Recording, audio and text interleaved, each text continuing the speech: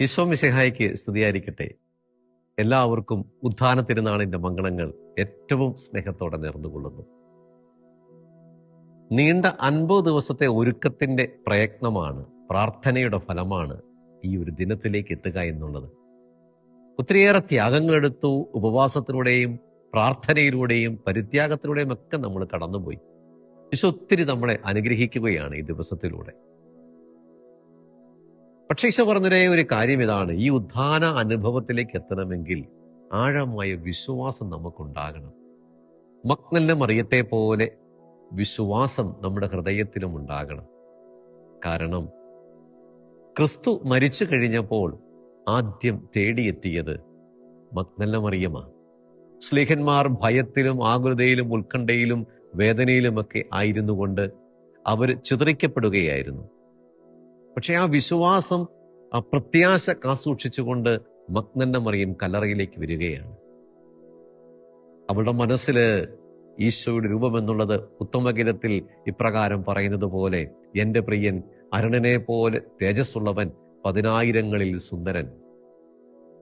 ദൈവം പ്രകാശിതമായി അവളുടെ മുമ്പിൽ നിൽക്കുകയാണ്. അപ്പോൾ അവളുടെ ജീവിതത്തിൽ ഉണ്ടാകുന്ന ഒരു ആനന്ദം എത്രമാത്രമാണ്! ഇതിന് നമുക്ക് ആഴമായൊരു വിശ്വാസവും ക്ഷമയോടെയുള്ളൊരു കാത്തിരിപ്പും പ്രത്യാശയോടെയുള്ളൊരു ജീവിതവുമാണ് ആവശ്യമായിട്ടുള്ളത്. അതുകൊണ്ടാണ് ന്യായമിലെ വിധവയുടെ മകനെ സുഖപ്പെടുത്തുമ്പോഴും ശതാധിപന്റെ ഭൃത്തിനെ സുഖപ്പെടുത്തുമ്പോഴും മർത്തായോടും മറിയത്തോടുമൊക്കെ പറഞ്ഞത്, വിശ്വാസമുള്ളവരാകുക.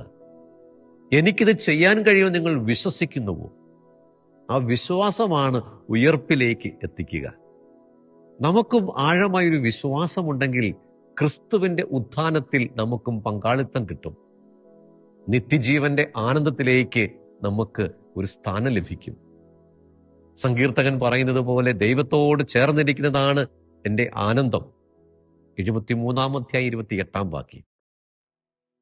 ഈശോയോട് ചേർന്നിരിക്കുമ്പോൾ കിട്ടുന്നൊരു ആനന്ദം, ഒരു ഉത്ഥാന അനുഭവം നമ്മുടെ ജീവിതത്തിൽ ഓരോ ദിവസവും വളർത്തിയെടുത്തു കഴിഞ്ഞാൽ സഹനങ്ങളെ, വേദനകളെ, പ്രശ്നങ്ങളെയൊക്കെ നേരിടാനുള്ള ഒരു ശക്തി നമുക്ക് ലഭിക്കും. ഈ ഉത്ഥാന അനുഭവം നമ്മുടെ ഹൃദയത്തിൽ എപ്പോഴും നിറഞ്ഞ് നമുക്ക് സാത്താനെതിരെ പ്രതിരോധിക്കാൻ സാധിക്കും. കാനാൻ ദേശത്തേക്ക് യാത്ര പുറപ്പെടുമ്പോൾ ദൈവമായ കർത്താവ് ഇസ്രായേലിനോട് പറഞ്ഞതാണ്: എന്റെ കൽപ്പനകൾ അനുസരിച്ചാൽ, പാലിച്ചാൽ, സ്നേഹിച്ചാൽ, എന്നിൽ വിശ്വസിച്ചാൽ, എന്നോട് ചേർന്നിരുന്നു കഴിഞ്ഞാൽ നിങ്ങൾക്ക് തേനും പാലും ഒഴുകും ദേശത്തേക്ക് എത്താനായിട്ട് സാധിക്കും. ഈ തേനും പാലും ഒഴുകും ദേശത്തേക്ക് എത്തുക എന്നുള്ളതാണ് അവരുടെ ലക്ഷ്യം.